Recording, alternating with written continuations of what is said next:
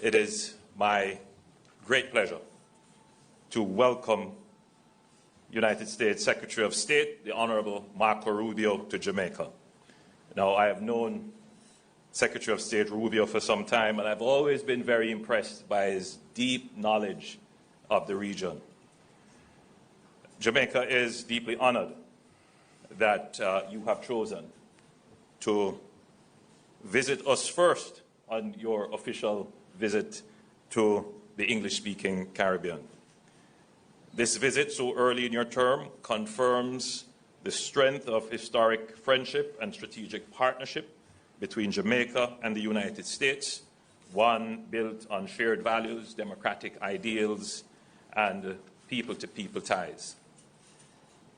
Our nations have long been united by a common commitment to freedom, prosperity, and security, and your visit today reaffirms this bond.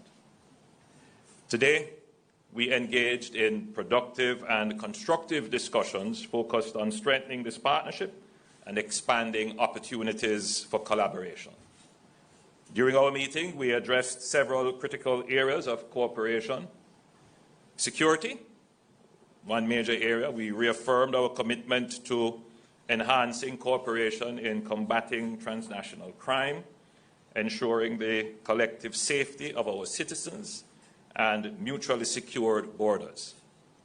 We discussed a global war on gangs, and there is already significant policy alignment with both countries in this regard. The United States has been instrumental in supporting Jamaica's efforts to bolster its marine domain awareness and intelligence surveillance capabilities, which are crucial in our fight against organized criminal networks. We discussed expanded and repurposing development assistance towards our shared goals, including security. This will exponentially expand our cooperation in fighting lottery scammers, transnational organized crimes, trafficking in guns, and building safer communities. We are committed in ensuring our partnership delivers results in driving down criminality and trafficking in this hemisphere. On Haiti, we look forward to continued partnership with the United States as we seek to work with the Haitian leadership and stakeholders to address the ongoing crises in Haiti. The extraordinary humanitarian, civil, and national security challenges in Haiti pose an acute threat to Haitians, to regional stability, and indeed to its close neighbors, including Jamaica. We agreed that we must do everything we can to stabilize the security situation in Haiti so that they are better able to build capacity and address their political and humanitarian challenges. On trade, recognizing the United States as Jamaica's largest trading partner, with bilateral trade surpassing $3 billion in 2023, we explored avenues to further expand trade relations between our two countries. The renewal of the Caribbean Basin Economic Recovery Act was raised as a matter of critical importance to trade for ourselves and for all CARICOM member states. We also explored means to attract increased U.S. investment into Jamaica's emerging sectors. With our stable macroeconomic framework and positive growth trajectory, Jamaica is open for enhanced U.S. investment across multiple sectors, including energy and nearshoring.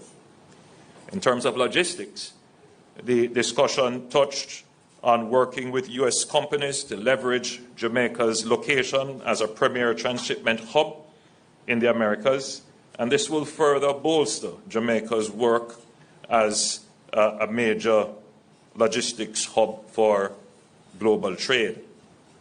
On labor issues, the United States and Jamaica have enjoyed an 80-year-old history relationship in terms of bilateral labor agreements, where we provide short-term skilled and semi-skilled labor in sectors such as agriculture and hospitality. We discussed ways to expand and enhance these agreements, including skills development partnerships to upskill and reskill Jamaican workers.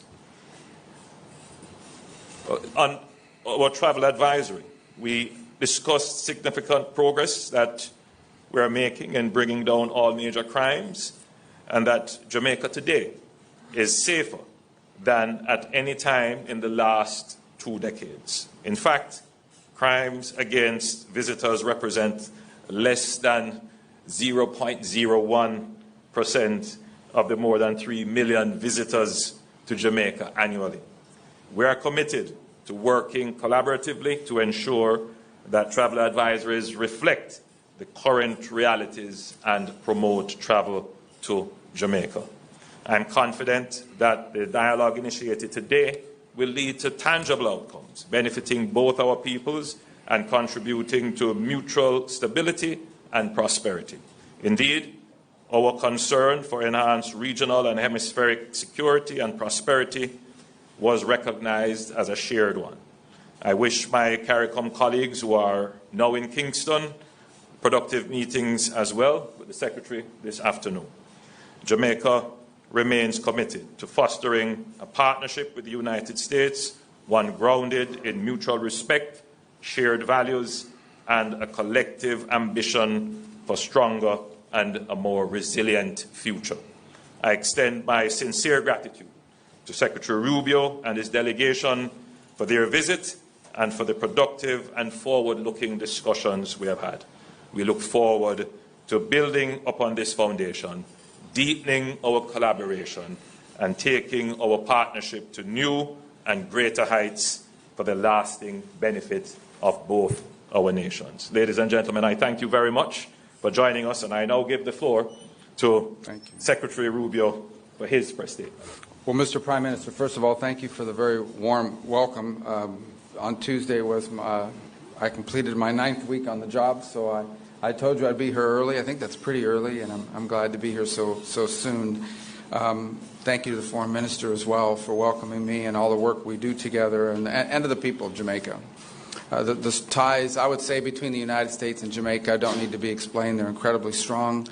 And in particular, my home state of Florida. We were commenting close, 800,000 to 1 million Jamaican expatriates who call the United States home. And I asked, was it just in Florida? Because it's a very vibrant community that's contributed so much to the place that I've called home for so long. And so we have a shared history that's tied together by people. I also would say that some substantial percentage of Americans have traveled here at some point in their lives.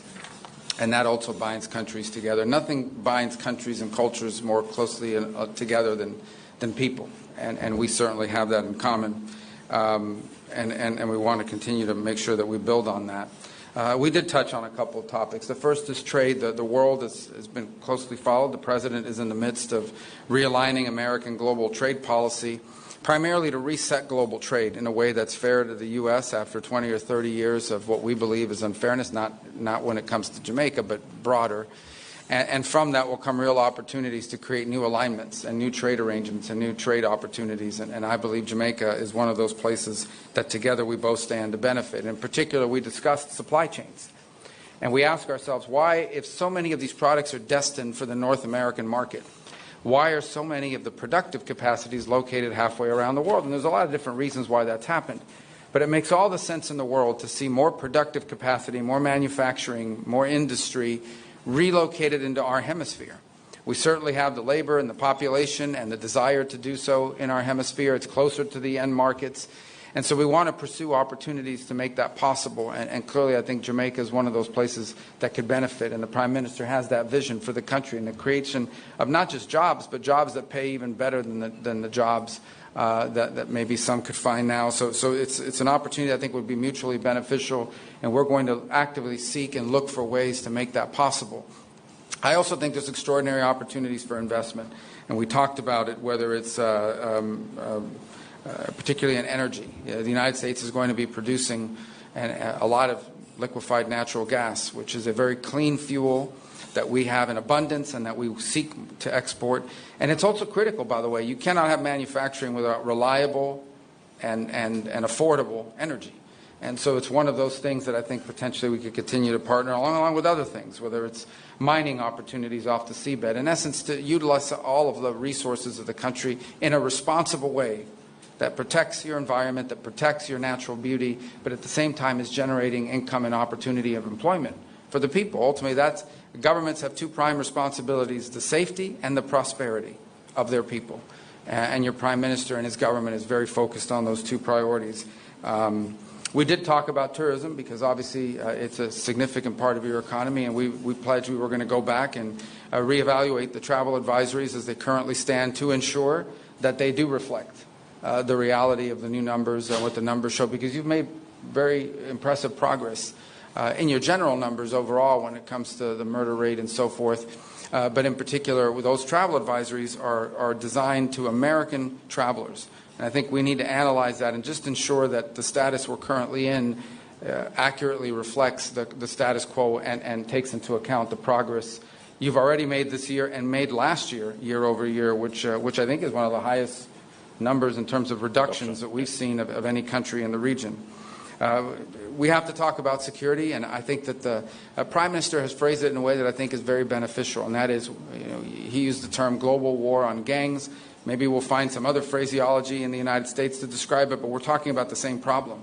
It's amazing, if you look across the region and really many parts of the world, how many of the threats we face in the world now that once came from a ideological terrorist organization or from a nation state are now coming from non-governmental criminal organizations who in some cases are more powerful than the governments in some of these countries. And we've confronted this issue. It's a challenge in Mexico. It's a challenge on the border between Venezuela and Colombia. It is the challenge in Haiti. And it's been a challenge here. And it's a multifaceted challenge. They are transnational for a number of reasons. One, as an example, is, and we've acknowledged this, in our conversations that lead back to my time in the United States Senate, how many of the guns and the weapons that are being used by gangs to commit acts of violence here in Jamaica are purchased in the United States and then shipped here. And we want to commit to doing more to stopping that flow at the same time as we do more to commit to increasing your capacity. That's the other thing I underline. What we're talking about here when we talk about American assistance is America helping Jamaica build its own capacity, its own ability to confront these challenges and solve these problems. Because security is a baseline for everything. And to that end, we have some good things to announce today here. We've the Jolt Fusion Center that is starting up again, and that's been even further strengthened. That's going to help address lottery scamming. We can announce this synthetics detection equipment for Jamaica's forensic labs.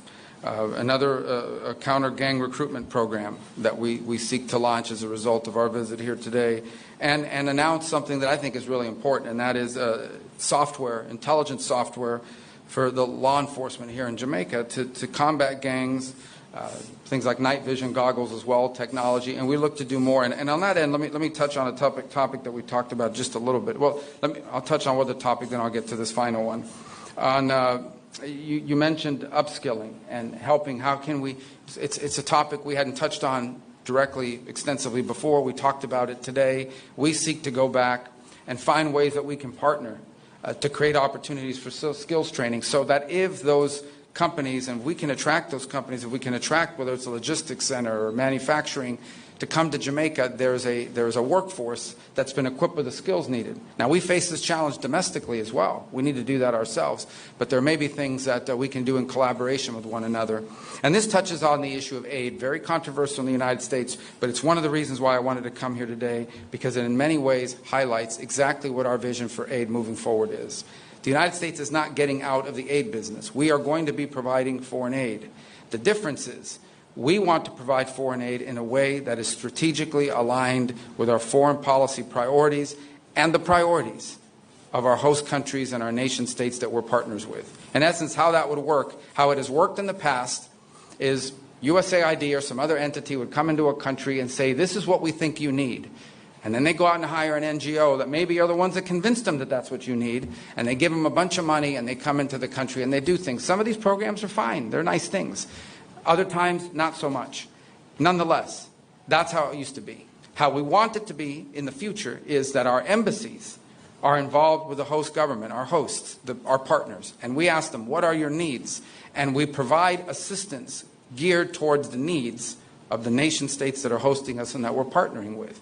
At the end, our partner in Jamaica, our partner all over the world, is the government. It's the host governments who have a clear vision for the future. And to the extent that our foreign aid can be helpful, it is in furtherance of what the people of your country have elected you to carry out. Here, there are a lot of things. We've just described some of them. What should our foreign aid be geared towards? It should be geared towards looking for opportunities to increase skills training, looking for opportunities to attract investment and business and trade, and looking obviously for opportunities to expand on your own domestic intelligence capabilities. We are going to have foreign aid that is aligned to our foreign policy, and our foreign policy is going to be aligned to our mutual shared interests with the partners that we have all over the world. And I can tell you, Jamaica is an incredible partner to the United States. It's very cooperative on a number of fronts, and we will continue to work together, and we're going to work closer than we've ever worked before, because we are now going to have U.S. programs for foreign aid that are going to be aligned with the vision that you've elected your leaders to carry out for your country, and that benefits us both. And so I thank you for the opportunity to visit with you here today and talk about these things. I'm excited that we're going to be able to follow up on a lot of them and show real progress. The message that I've wanted to send in my travels, I've had to travel a couple of other places, but I've been to the hemisphere now twice, is very simple, and that is that the United States wants to ensure that when countries are cooperative and work with us and partner with us and constantly seek ways to engage us, that leads to positive results and outcomes. It's not, you can call it rewarding, but what it really means is it has to be a mutually beneficial relationship.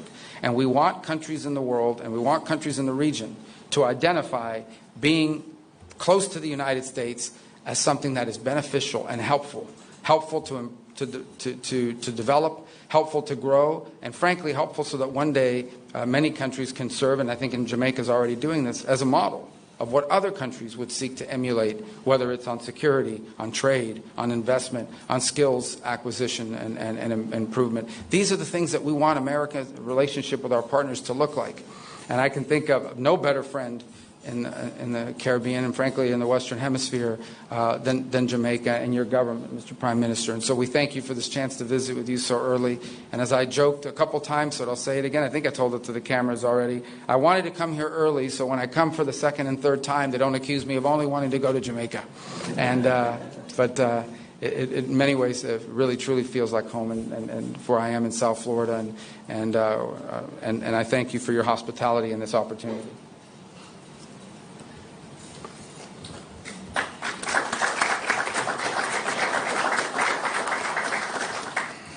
Good afternoon, Prime Minister Holness and Secretary Rubio.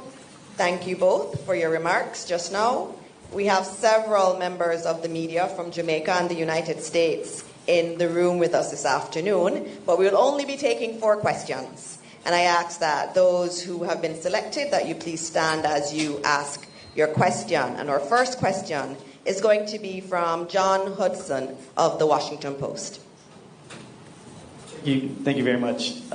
Mr. Secretary, Republican Congressman Don... He came with me. Don't say I don't take you to nice places. And thank you for the hospitality. Beautiful weather, beautiful country. Much appreciated.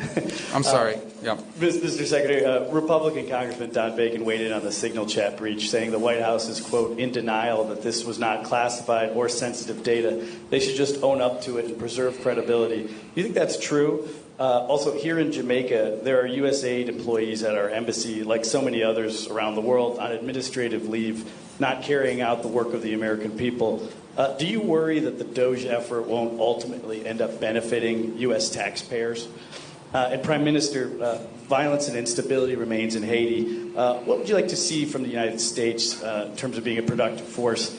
And a State Department envoy yesterday called the presence of Cuban doctors in Jamaica and elsewhere human trafficking. Do you agree with that? Thank you. Let me take the first. I've already addressed the aid one, but let me address it again. This is not about getting rid of aid. This is about restructuring how we're going to do aid. And when you restructure, there's some disruption, but it has to happen. By the way, this is not an idea. This is an idea Condoleezza Rice wanted. This is an idea multiple secretaries of state throughout time have tried to achieve. And we intend to achieve it because we think it makes all the sense in the world. So I recognize that there's disruption involved when you make reform and you make change. But it's necessary because our foreign policy and our foreign aid have to be aligned. Foreign aid is an instrument of foreign policy. Okay? It is not a global charity. Jamaica's not asking for charity. They're asking for development assistance so they can become stronger at their security needs and the other things of this nature. That's what they're asking for. They're not asking for a handout. They're asking for a hand up, help to build their capabilities so that they become a self-reliant partner and, frankly, could end up and already are helping other countries. Jamaica now is contributing to the effort in Haiti, as an example. So these are the kinds of things we want to see in our foreign aid. So, look, our goal was not to disrupt anyone's life. Our goal was to restructure the way we deliver foreign aid so that it is aligned with our foreign policy and with what we're trying to carry out at our respective missions around the world. On the first question, let me just say on the signal thing. This thing was set up for purposes of coordinating how everyone was going to call. When these things happen, I need to call foreign ministers, especially of our close allies. We need to notify members of Congress. Other members of the team have different people they need to notify as well. And that was the purpose of why it was set up. Obviously, someone made a mistake. Someone made a big mistake and added a journalist. Nothing against journalists, but you ain't supposed to be on that thing. So they got on there and this happened. I've been, so I can speak to myself or my presence on it. I think my role on it was just speaking for my role. I contributed to it twice. I identified my point of contact, which is my chief of staff. And then later on, I think 3 hours after the White House's official announcements had been made, I congratulated the members of the team. I've been assured by the Pentagon and everyone involved that none of the information that was on there, though not intended to be divulged, obviously that was a mistake and that shouldn't have happened, and the White House is looking at it, but that none of the information on there at any point threaten the operation or the lives of our servicemen. And in fact, it was a very successful operation, and it's an ongoing operation. But that was the intent behind it. And again, I think the Pentagon's made clear that nothing on there would have endangered the lives or the mission. And the mission's been very successful. Is it classified, the information? Well, the Pentagon says it was not. And not only did it say it was not, they make very clear that it didn't put in danger anyone's life or the mission. There was no intelligence information. And understand, when this story first broke, they were sort of alluding to were there war maps, or there was no war plans on there. This was a sort of description of what we could inform our counterparts around the world when the time came to do so. Again, look, I think the White House is looking at this entire thing. How did that journalist get on there? Why was this the appropriate? And I think there'll be reforms and changes made, so this was not going to happen again. It can't. But I wanted everybody to understand why this thing was even set up in the first place, and also understand very clearly the mission was successful, and at no point was it endangered. And that's coming from the highest-ranking officials at the agency that was in charge of the actual operation, which is the Pentagon. In terms of Haiti, the United States has been an incredible partner, in fact, the lead partner, in ensuring that resources and organization is brought to the crisis in Haiti. In terms of what more could be done, I think we're at a phase in Haiti where there has to be a rapid expansion of the Haitian National Police, the HNP, in terms of the manpower and resources, because ultimately the HNP has to take on the gangs. The present holding situation that we have is not necessarily moving the situation forward as we would all like. So there would have to be a significant expansion in resources in support of the HNP to enable them to take on the gangs. In terms of Cuban doctors in Jamaica, let us be clear. The Cuban doctors in Jamaica have been incredibly helpful to us. Jamaica has a deficit in health personnel, primarily because many of our health personnel have migrated to other countries. We are, however, very careful not to exploit the Cuban doctors who are here. We ensure that they are treated within our labor laws and benefit like any other worker. So any characterization of the program by others certainly would not be applicable to Jamaica. We are ensuring that our program complies with all the international laws and standards to which we are a party to. All right, our next question will come from Tana Thomas from Nationwide News Network. Please stand. Thank you. Secretary Rubio, my question is, or questions, in relation to the matter of the Cuban Medical Corporation program as well. So the medical mission has been a cornerstone of healthcare in Jamaica and the Caribbean for over 50 years, according to our foreign minister. How does the U.S. reconcile its stance on this program with the region's reliance on Cuban medical professionals, and what alternatives does it propose to ensure healthcare stability? Well, I think the first thing is to separate medical from the labor issues that we are pointing to. Okay, this is not about doctors. Okay, this is not about the provision of medical assistance. We have no problem with medical assistance. We have no problem with doctors. We have a problem, and I'm not speaking about Jamaica. We've discussed this today about, following international labor standards and the like, but I'm just talking about this program in general, how it's operated around the world. And how it's operated around the world is that basically the doctors are not paid. In many other parts of the world, the doctors are not paid. You pay the Cuban government. The Cuban government decides how much of anything to give them. They take away their passports. They basically operate as forced labor in many places. Now, there are places that have better labor standards. Perhaps Jamaica is one of those, and that's fine. But I'm describing generally what the program has been. It has operated in that way in many parts of the world and placed these people in tremendous danger. And so I think we can all agree that the trafficking in labor, be they doctors or farm workers, is not something that we would want to be supportive of, and we find that to be an egregious practice on the part of the Cuban regime. Now, every country operates their program differently. And obviously, because of our relationship with Jamaica, we're going to engage with them on that and talk about it further and have a better understanding. Perhaps none of this applies in the way it's handled here. But generally, that's the problem with the program. It's not that they're Cuban doctors. It's that the regime does not pay these doctors, takes away their passports, and basically it is, in many ways, forced labor. And that we cannot be in support of. Again, not speaking about here in particular, but in general about the program.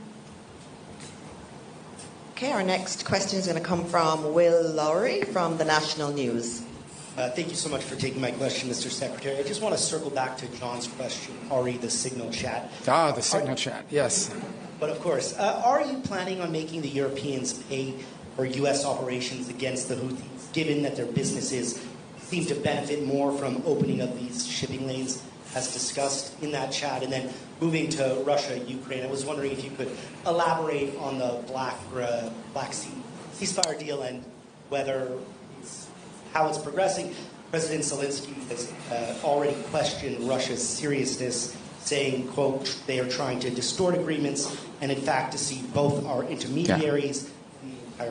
So on the first question about, look, here's the problem, okay? These guys, these Houthis, these are pirates, okay? This is a band of, it's a gang, in essence, that's gotten control of a certain part, but these are a religious fanatic gang. And these guys have missiles, and they've launched 174 attacks against the U.S. Navy ships, 150-something attacks on commercial vessels. They are literally saying they've set up a toll system in the Red Sea. These ships can go, these ships cannot. They don't blow up the Chinese ships, they don't blow up somebody, but they blow up all the other ships. This is not sustainable.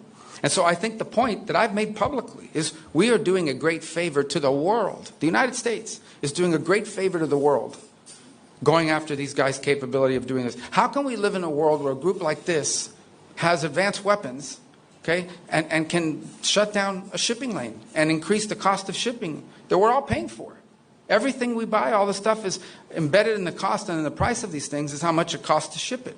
And so that's just not a sustainable thing. We can't allow it. So I think the point I would make is not, we're going to make everybody pay. It's everybody should recognize we are doing the world a great favor going after these guys because this can't continue. This is unsustainable. What's next?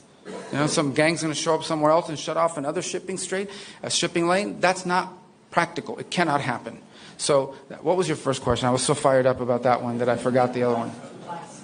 Oh, yes, that one. Easy ones. Well, look, I think yesterday our negotiators are en route, or perhaps they've already arrived. After spending, I think they met with the Ukrainians twice, the Russians once. What we have here is an agreement in principle on a Black Sea ceasefire. We got two things from that. The first is we have more detailed definition of what the energy ceasefire entails.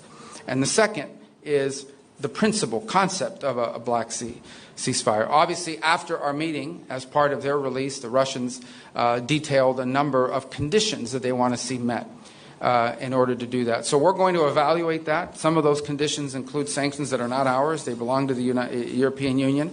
So we're going to be gathering and sort of when our folks get back, sitting down, going through the proposals, getting their impressions of the conversations so we can more fully understand what the Russian position is or what their ask is in exchange. And then we'll present that to the president, who will ultimately make a decision about what the next step here. I think it's a good thing that we have both the Ukrainians and the Russians talking about ceasefires, be they energy or be they potentially in the Black Sea. But obviously, this is hard and difficult work. This is a protracted almost 3.5-year war now, or 3-year war. It has a lot of framework of sanctions that have been built globally now that have to be looked at as part of an ultimate end to a conflict. There's a lot of things that have to be worked through.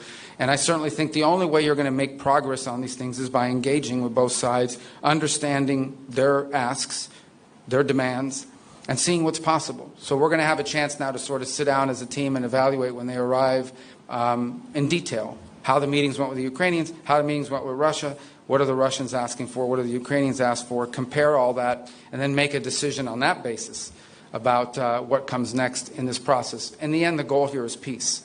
The goal is to end a war where people are dying. And I think everyone should be happy that the United States is engaged in a process of ending a war and bringing about peace. It's not going to be easy. It won't be simple. It'll take some time. But at least we're on that road and we're talking about these things. And we're going to test it and see what's possible. We think we owe that to the world. And the president, I continue to say, is the only leader in the world right now, President Trump, who's in a position to even get these two nations to a city to talk about these things, albeit in rooms far apart from one another when these talks were going on. But nonetheless, they're talking. It's the first time in a while that we've seen any conversation about this. But we have a lot of work yet to be done, and we'll know more after we get the readout from our teams. Okay, our last question will come from Andrea Chisholm from Television Jamaica. Thank you. Secretary Rubio, given changes to U.S. immigration policies, there are some Jamaicans who are afraid to travel back to Jamaica, even though they are legitimate green card holders. What assurances can you give to those individuals that they will have no difficulty returning to the United States? Well, green card or residency? I mean, permanent residence you're asking me about? Yes, okay. Yes. Okay. And secondly, what problems, if any, does America have with China's investment in Jamaica? Well, look, I mean, China's a rich and powerful country. Our problem with it is not investment. Okay. Our problem is predatory practices. That's what we're concerned about. What we have seen all over the world is that China comes in and says, here's a bunch of money for a project they never build. They bring their own workers to do the work. They don't hire the locals. They bring their own workers. And oftentimes it comes attached with a huge loan that can never be repaid, and now they hold it over your head forever. That's our concern. Our concern is unfair practices, too, where they come in, they're government-subsidized companies, underbid everybody because they're subsidized, but then they come back and charge you whatever they want because now they've got the contract. So these are the things that we remain very concerned about. Again, not specifically about Jamaica, but in general. And so that's what we'll continue to highlight. On the first point, I would say, let me talk about that. If you're a green card holder, you're not illegally in the United States. If you're a green card holder, you are legally in the United States. What the president has said, and I don't know how anybody can disagree with this, every country in the world has immigration laws. And immigration laws, if you don't enforce them, you don't have immigration laws. Over the last few years, we've had, 13, 14, 15 million people enter the United States unlawfully and irregularly. No country in the world can assume that. By the way, that's not unique to us. Right? Even here in Jamaica, you've faced challenges of migration. And it's not that we don't sympathize with people that are leaving difficult circumstances. It's that no society can absorb mass migration from anywhere in the world. You just can't do it. And we're facing that challenge. That's not specific to Jamaica. I'm just speaking in general. And so the president is doing something that, frankly, hasn't been done in a long time. He's enforcing our immigration laws. And that's what we're doing. So if you're a green card holder, you're not illegally in the United States. I think the challenge is for those who are illegally in the United States, we have to have immigration laws. They have to be followed. I mean, I don't know why that's an unreasonable demand. And frankly, I mean, Jamaica is not a major source of illegal migration, to be frank. It's not even in the top 10 or top 20, for that matter, I don't think. But that said, we are enforcing our immigration laws. Because here's what happens if you don't. You'll get another 12 million people. And if tomorrow Jamaica announced anybody who wants to come can come in, you're going to get a lot of people too, and you know it's going to be very disruptive. So we need to have immigration laws, and we need to enforce them, and that's what we are. That's what the president is doing. That's what he promised voters he would do. And that's what we're going to continue to do. But if you're a green card holder, you're legally in the United States, unless, and I say this because a lot of these people come, unless you're some student visa holder who's a sympathizer of some terrorist organization and is running around in our streets like a lunatic, burning down buildings and attacking students at universities. If you're one of these lunatics that's going to put on a mask over your face and break into a student union center and harass students, and we wouldn't have let you in the first place. If you had told us that, if you told us, I'm going to America not just to study at your university, but to tear up your campus, we would have never let you in. And if you do that, once you come into the United States, we're going to kick you out. We're going to do that. And I don't care what terrorist organization is supporting, we're going to kick you out. If you're a gang member, we're going to kick you out.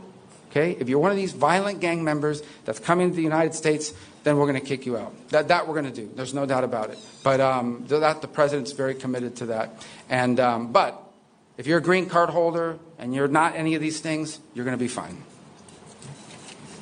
Prime Minister Holness and Secretary Rubio, as we close today's press conference, we want to thank you